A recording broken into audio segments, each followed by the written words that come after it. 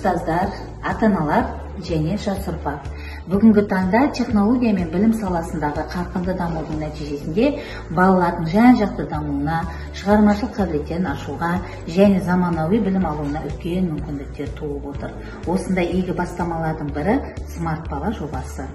STEM жаратылыстану бастаушылық тұрғынға зертханалық лаборатория жұмыстарын жасаймыз.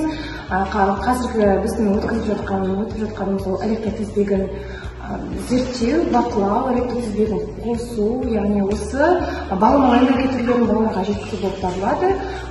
Осы қазіргі бізге берілген түрлі STEM құрылғылары арқылы біз балаларға оңай әрі қызықты практикалық жүзінде көмек көрсете аламыз.